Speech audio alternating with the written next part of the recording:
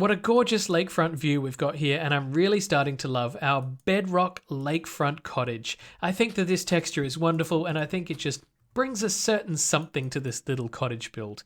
Of course, we have a few finishing touches to put on before it can be called complete.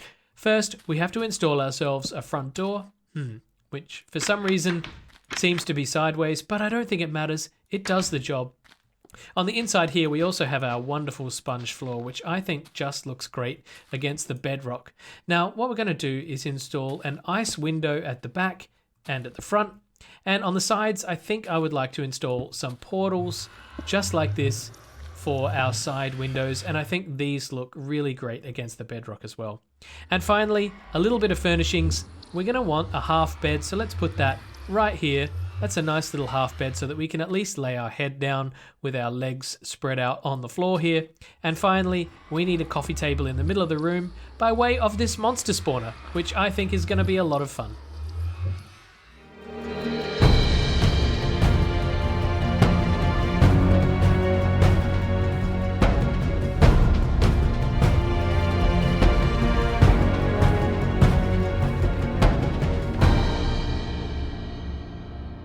Hello everyone, welcome back to Minecraft The Journey with me, bugmancx. Here we are on the docks in Minecraft Beta 1.5_01, as you can see up in the top left hand corner of the screen.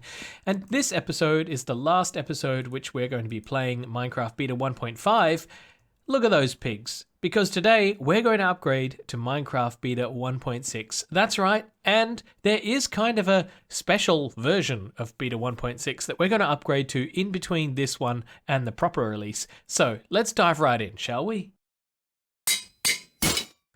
Well, will you look at that? We are in Minecraft Beta 1.6 Test Build 3, and that is a very special version indeed because it was never intended to be publicly released. In fact, it was never publicly released. It was only discovered a lot later by one of the users who probably did some digging around and managed to find the original download link for this. And we suspect that Test Build 3 is part of a series of test builds that Notch probably made available to a handful of people just to test the build privately before it went public, at least before the main Beta 1.6 release went public. And what's so special about this version, you ask? Well, we need to load up a new world for this because something unique happens when we start a new world. As I generate a new world in this version, it'll generate the world as per normal, but when it does, I will be presented with a series of chests, and inside of these chests will be every block and every item within the game. Although because of the way this generation works, there are some special blocks and items in here that I'm keen to have a look at. So let's explore these chests. Before we dive into the contents of these chests, I've actually had to generate a brand new world because I realized that the last one had a couple of chests missing. So this world has 1, 2, 3, 4, 5, 6, 7, 8, 9, 10, 11 chests. Okay, 11 chests. I've generated a few test worlds before this one, and I've noticed that you can get anywhere from 10 chests, sometimes 9 chests. I think 11 chests is the correct amount, so this is the world that we'll have to hold on to. And when the chests are missing, there's just a blank space right here. If you go back and check the last clip, you'll probably notice it as well. So I don't really know why that happens or what's going on there, but we have 11 chests, and this is the most that I've seen generate, so I'm pretty sure that this is the correct amount, and this will give us access to everything that we need. So let's head over here to chest 1 and have a look at the contents. This one is probably one of the least interesting of the bunch, but there are a few things that I should point out here. First is that everything is stacked to its maximum amount for a stack. For example, 8 cookies, because you can only have 8 in one stack in your inventory. And of course, you can't stack fish, you can't stack minecarts, so that explains why there's only one of them. There is also a map in here, and this is a new item from Beta 1.6, and we're going to see a few of these as we go through the chests. So in a way, you'll kind of get a few spoilers, but you know, that's okay. We're going to go through all of these things in more detail anyway. I don't see anything else interesting in this chest that we should have a look at. Although, is that compass pointing to world spawn inside of the chest? Yeah, it is. That's interesting. I didn't know they did that. So that's chest 1. Let's have a look at chest number 2. Chest number 2 contains more stuff that we've seen before. There's a couple of interesting things here to point out, I suppose. One is that we have a golden apple. The golden apple is in the game. It's been in the game since InfDev, but it's only obtainable as an extremely rare item inside of dungeon loot. So I haven't been able to find one. I should be able to craft them, I think, if I were to have a regular apple. But for the time being, we're going to put that back because we will revisit them in the future. What else do we have in here that's interesting? We got a couple of doors, and it's interesting that we have these because there is something coming up in one of the chests related to the doors, which is going to be interesting to look at. But nothing else too exciting. Let's have a look at chest number 3. Okay, so chest number 3 contains a lot of the armor. It's got a golden helmet here because this chest has the rest of the gold items. So I suppose we're doing this backwards, but you know what, that's okay. And what we do have here is chainmail. And chainmail is not currently obtainable in the game, but it is in the game's code. As you can see, it definitely is an item. So we should be able to put this on and have a look at ourselves with chainmail. Oh, look at me, I'm fancy. It's just a shame that you can't see me from the front. Some of you may remember that we looked at the chainmail armor way back in InDev.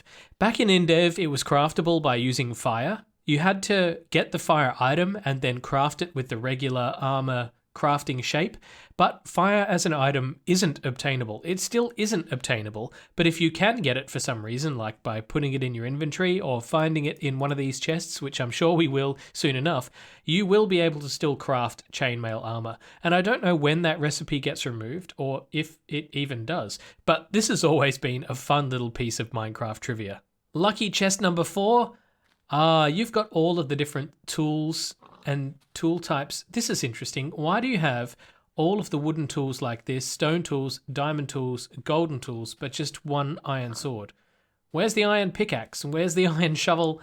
Maybe we'll find them later on. I don't really know what's going on there, but we do have a stack of diamonds, some iron ingot and gold ingot. So that's interesting, but not that interesting at the same time. Okay, chest number 5. You'd better be interesting. Let's have a look inside. This is an interesting chest. There are definitely some interesting things here. First, here are our missing tools. I don't know why they're over here. It must be something to do with the item ID number or something like that. Not really sure, but there they are. Over here we have an apple, and this one is interesting because these were introduced back in InDev, but we haven't been able to obtain them in the game because they currently don't drop from trees. Apparently they do drop from players named Notch, but so far I've not been able to make that work for me. Obviously we would be able to craft that into a golden apple if we had some gold, but for now I'll just put that back. What else do we have in here that's interesting? Okay, we have the cake. Here's the cake. It's pretty normal, but what do you notice that's different about the cake in my inventory versus what you would normally see? This is the cake in its block form.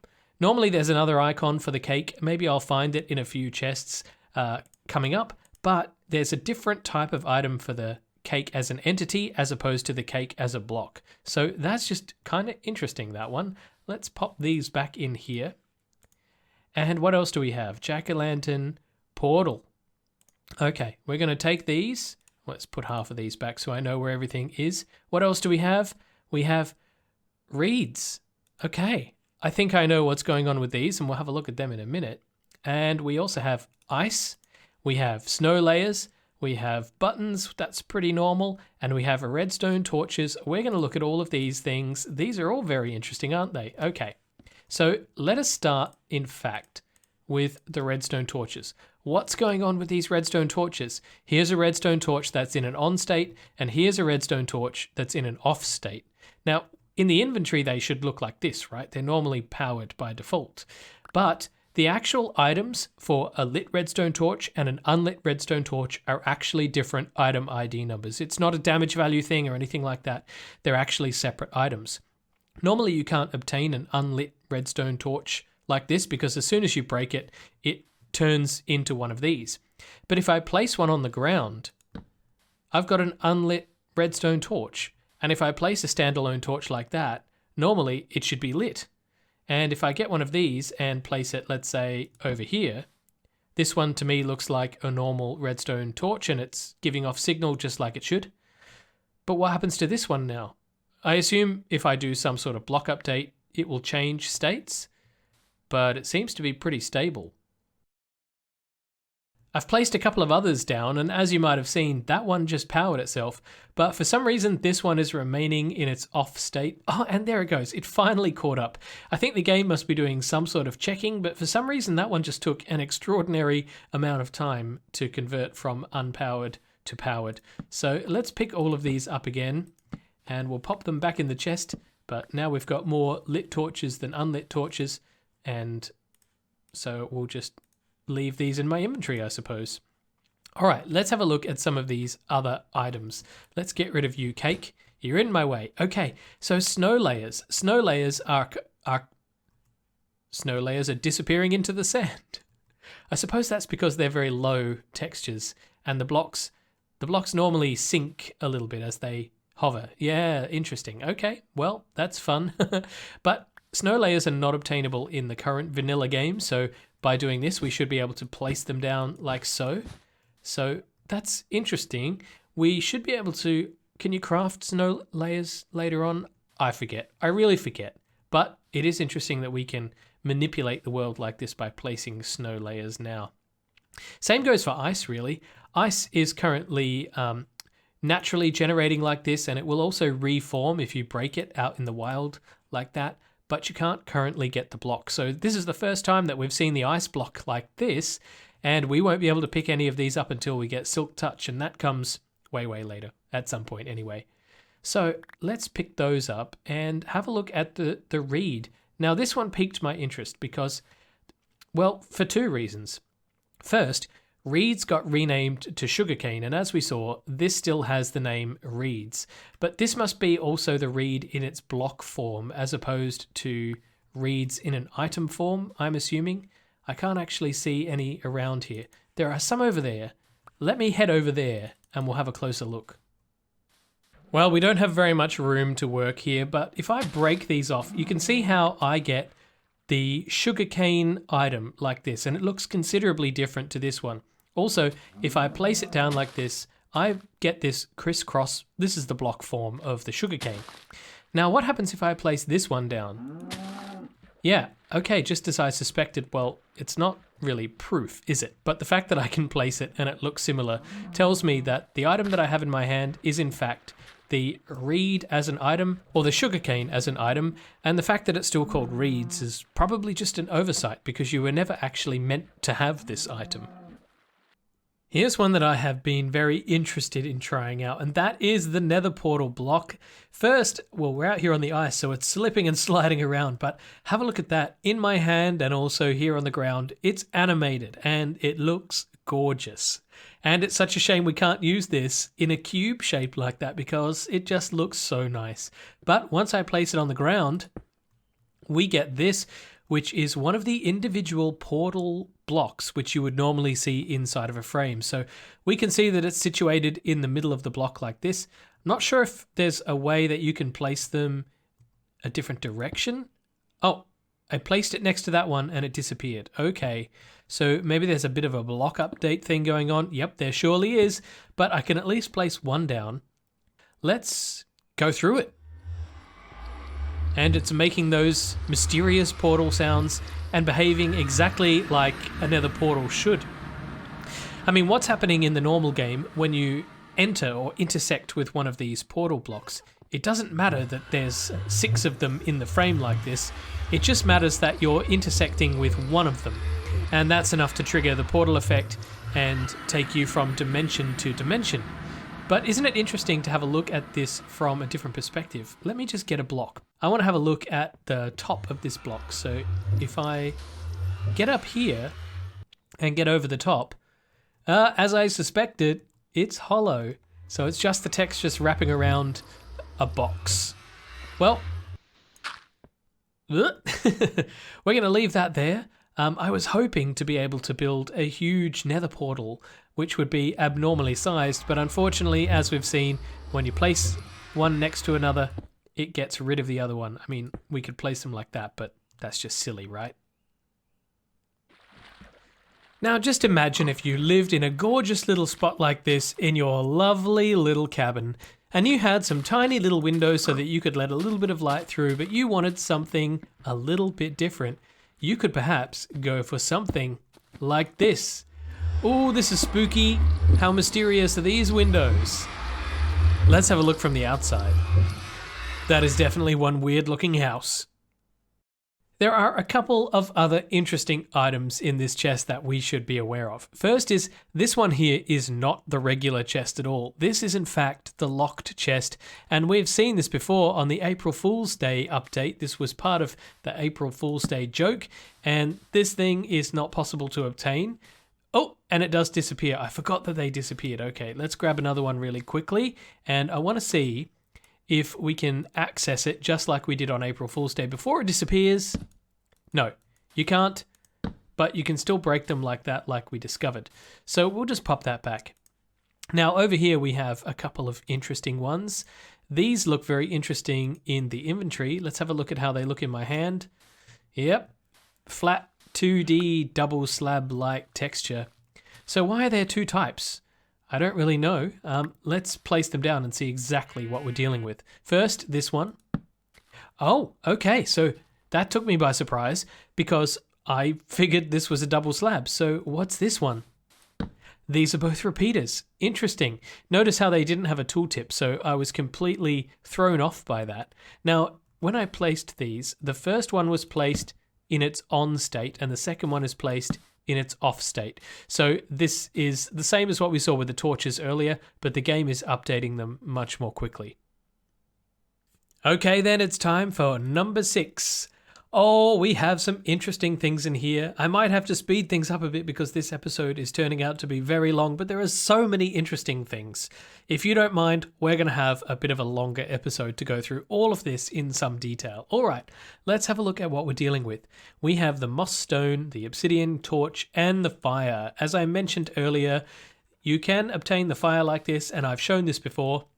This is the fire block, and if you place it down, you get fire in its block form like this, which I don't seem to be able to put out for some reason.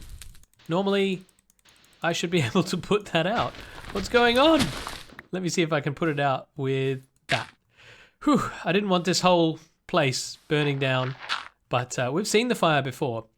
One of the things about the fire is that you can use it to craft the chainmail. I won't show that again because I have shown that before, and we don't have all the time in the world. Let's see what else we have. Monster spawners. Now, if I was smarter about how I approached InfDev, then we would have had some of these by now, but unfortunately I wasn't able to obtain these like this, but here they are. Although we did have a look at these back in about episode 52, I think it was, and we will be able to obtain these in the future in an upcoming version. But for now, if I place it down, we get a pig spawner, and this is the default state of a monster spawner. It will be the pig, and it will actually just spawn pigs. In fact, if I wait here for a while, no doubt some pigs will spawn. And I waited ages, but no pigs spawned. I think it's because it's daytime and it only works at nighttime, just like it does for, skeletons and zombies and such. So we'll just leave that there and see if we can come back to it when it's nighttime, perhaps. Maybe we'll just put another one down as well. But I do love the fact that you can pick up the monster spawner and place it down like that and perhaps convert it into a farm. And I wish they had have done more with this as a block within the game.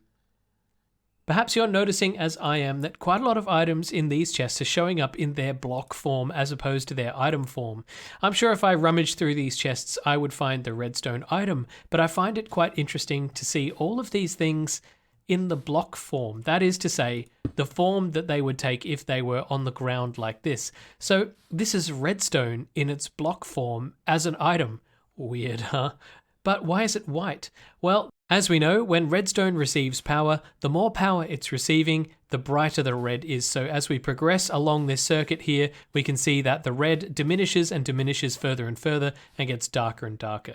So the fact that the redstone shows up as white like this allows the game to apply the different tints of red to the basic template of that block.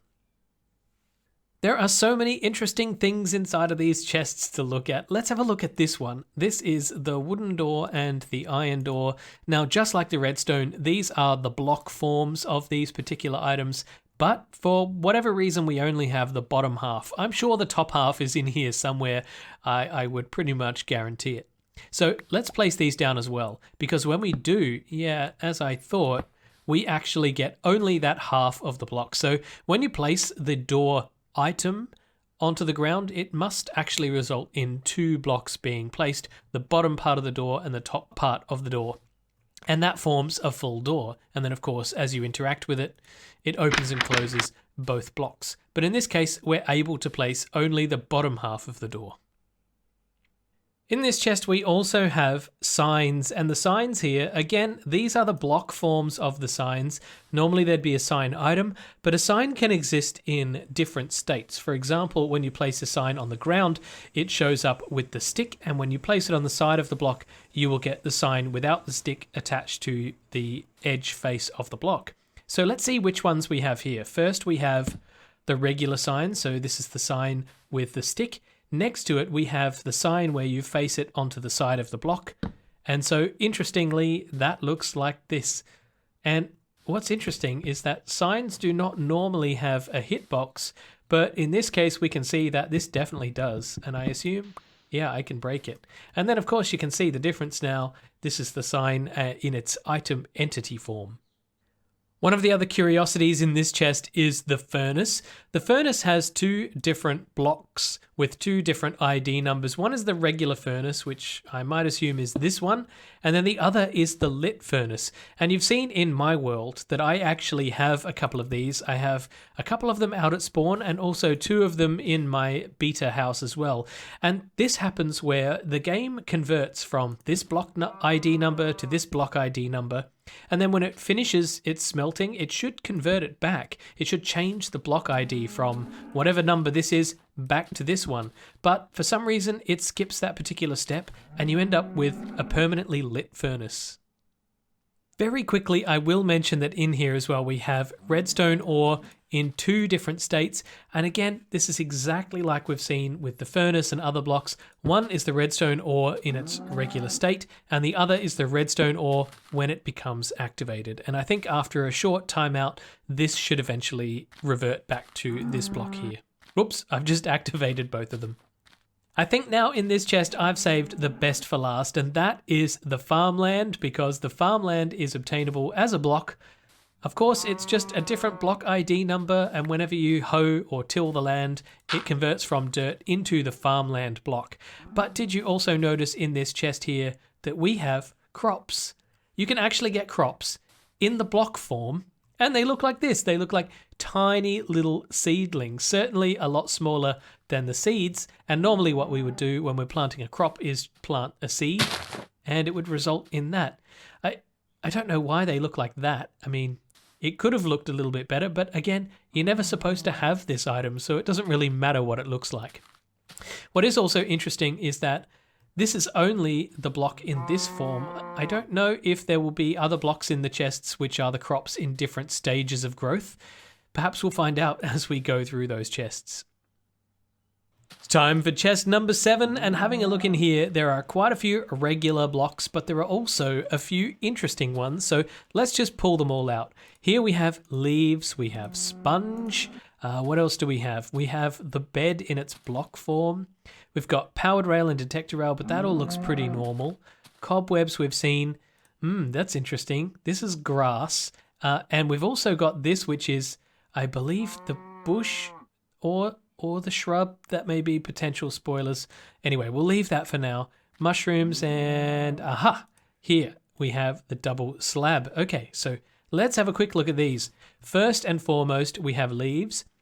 These are showing up as grey for the same reason that the redstone does and the same reason that the grass does, and that is to allow the game to apply the biome tinting based on whatever biome this happens to be in. Now, when you have leaves in the item form like this, the game doesn't really apply the tinting to the item, and you see it in its raw form, but I think as soon as I place it down, yep, you'll just get the regular leaf block with the appropriate biome tinting. Now here we have the sponge, and we've seen the sponge all the way back in Classic, but we haven't seen it since then because it's currently not obtainable in the game. But this just shows that it is still in the game, and perhaps one day we will be able to get access to it again.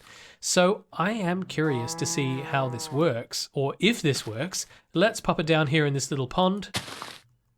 It doesn't work. Okay.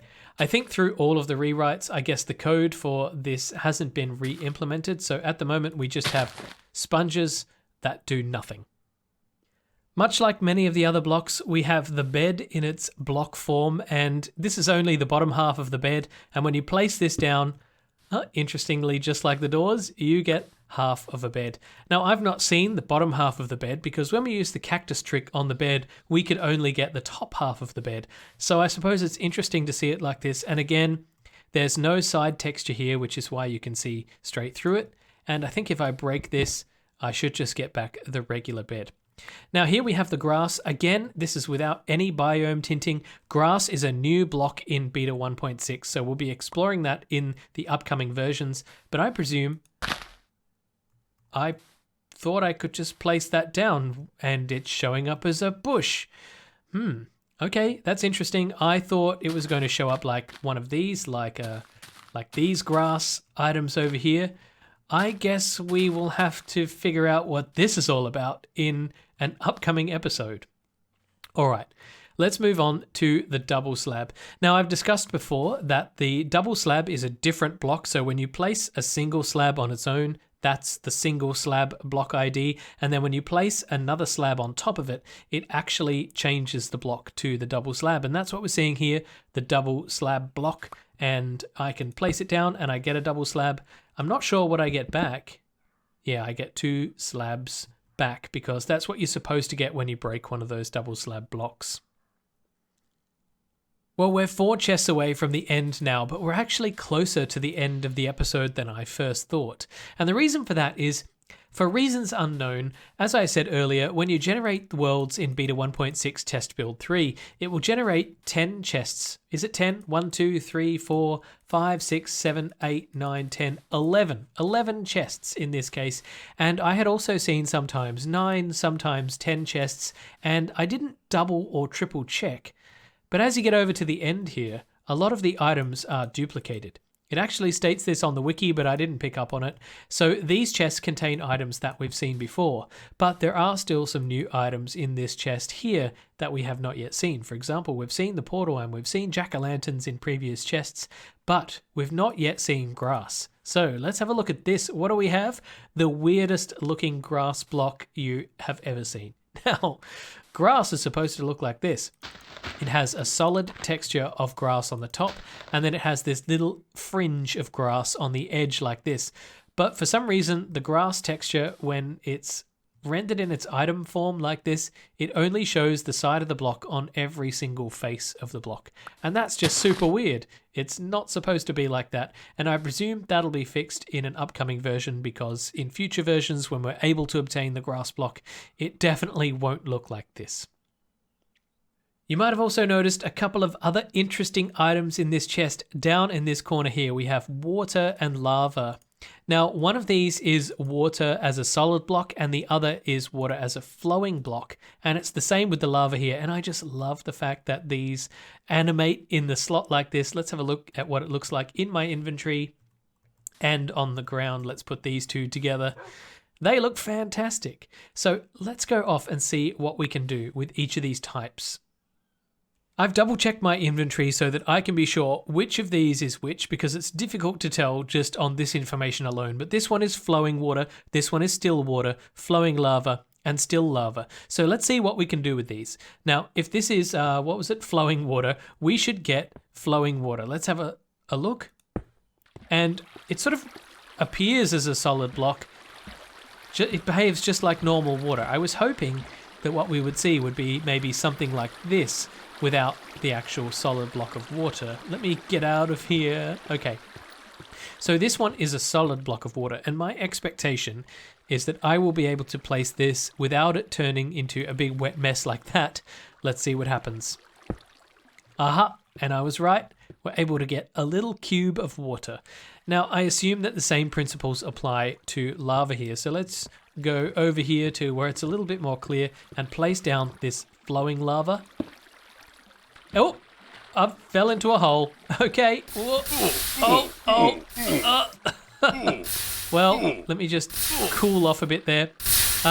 I kind of didn't expect that. I should have. We're on ice. The lava has totally melted the ice. I need to rethink my strategy here.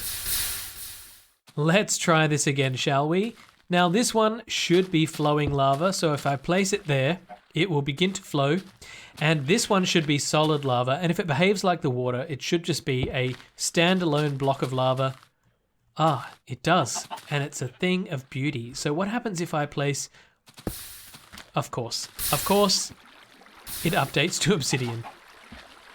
I have double and triple checked all of these chests and they all contain duplicates of what we've seen before, but there is one more block in the game in these chests that I'd like to take a look at, and it is the bedrock. So let's head out here to the ice and we'll have a bit of a closer look at it, because we don't normally get to see this block in its item form like this because it's not obtainable in the game in any way other than in these chests, I suppose. And once we place it down into the world like this, well, it's here forever because you cannot break it, you cannot mine it, you cannot explode it, you can't do anything. I think that crop trick still works, but that's kind of a cheaty hack, isn't it? So, you know, if you did have this, you could trap your friends in it or do other devious things that would be kind of annoying on a multiplayer server. So there's certainly good reason not to be able to obtain bedrock. And that is it. We've now seen everything there is to see that is part of Minecraft Beta 1.6 Test Build 3. And I will just mention that this build was discovered in 2014, although it was developed in 2011 while the betas were being tested. And Notch had probably put it up for download somewhere, but just left it there. And then in 2014, a very smart and switched on user managed to discover the original URL for it and download it accordingly. So that is why we have this version today. One other thing I will mention is that these chests are incomplete. It does have every single item in the game in terms of, you know, all of these block IDs, but for things like wool and slabs and stairs and things like that, you don't get the variants. You only get the basic wool block. That also applies to saplings and the leaf block. You might have noticed that as we went along, and I don't know why it's like that, but it is. Well, we have now reached the end of the episode, and I want to say thank you to everybody for watching. I also want to say an extra special thank you to my patrons, and I hope you've learned something interesting out of today's episode exploring Beta 1.6 Test Build 3. I certainly have. If you'd like to check out my Discord or my Patreon, all the links to that are down below. And if you haven't subscribed to my channel, then feel free to click the subscribe button and hit the bell notification icon so that you can be notified of every time I put out an episode. But for now, I shall see you in the next episode. This has been bugmancx. You've been watching Minecraft The Journey. Bye bye!